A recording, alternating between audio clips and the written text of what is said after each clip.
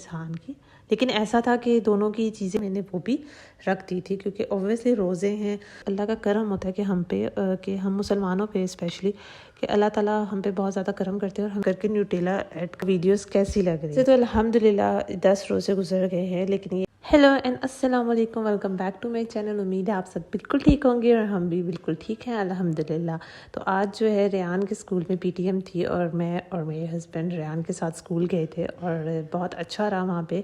और माशाल्लाह से अल्हम्दुलिल्लाह रेयान का बहुत अच्छा रिस्पांस आया हमें, तो बड़ी खुशी हुई हम। तो बहुत अच्छा लगता है जब आपकी मेहनत और टीचर्स की मेहनत और पेरेंट्स की मेहनत दोनों की नज़र आती है बच्चों की सूरत में, जब अच्छा रिज़ल्ट देते हैं। तो अल्हम्दुलिल्लाह हम इस चीज़ से बहुत खुश थे। तो आज जो है मैं रेयान और इज़हान की अलमारी थोड़ी सी ऑर्गेनाइज़ कर रही हूँ। एक्चुअली 2 अलमारियाँ हैं, एक रेयान है इज़हान की।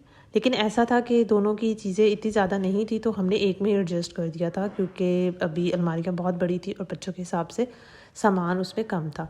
तो सोचा कि चलें हम थोड़ा सा मैनेज कर लें, क्योंकि एक खाने में मैंने एक्स्ट्रा ही चीज़ें रख ली थी, लाइक स्टेशनरी, इनके कलर्स, बैग्स, चार्ट्स वगैरह और इस तरह की चीज़ें आइटम्स रख दी। तो टॉयज़ वगैरह रखे होते थे ताकि ये भी इनकी इजीली एक्सेस में आ जाए।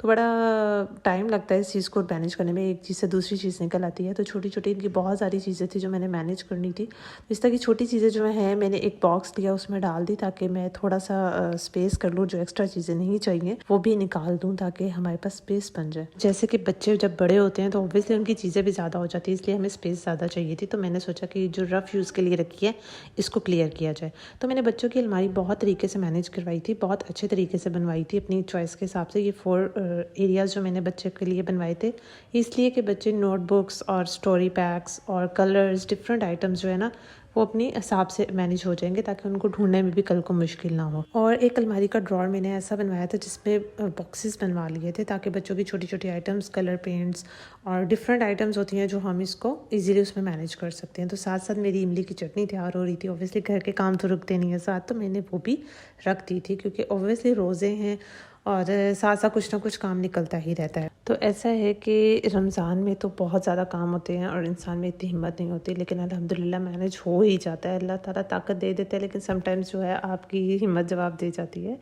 सो ये था कि मैंने अलमारी को बिल्कुल क्लीन अप कर दिया था, उसको खाली कर दिया था, लेकिन उसमें भी चीज़ें नहीं एडजस्ट की थी।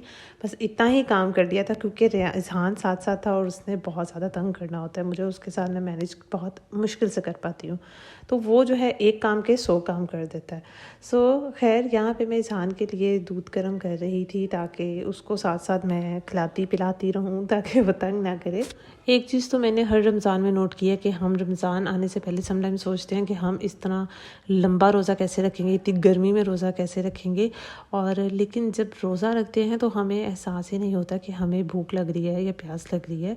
तो ये अल्लाह का करम होता है कि हम पे कि हम मुसलमानों पे स्पेशली कि अल्लाह ताला हम पे बहुत ज़्यादा करम करते हैं और हमें बिल्कुल भी इस तरह की चीज़ें फ़ील नहीं होती, क्योंकि दिन शायद ऐसा गुजर जाता है मसरूफ़ियत में, नमाज में, कुरान में, कि आपको एहसास ही नहीं होता कि रोज़े गुजरे हैं।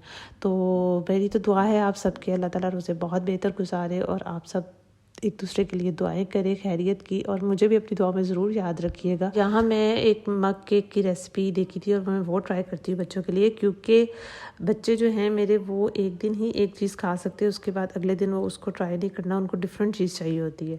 सो मैं ये मग केक है जो मैं मग में नहीं बना रही, एक स्मॉल से बाउल में बना रही हूँ, क्योंकि मग में मैं जब भी बनाती हूँ वो नीचे से थोड़ा सा पकता नहीं है, इस वजह से, क्योंकि ये क्विक रेसिपी है और ओवन में बनाना होता है, तो वो नीचे तक प्रॉपरली बनता नहीं है।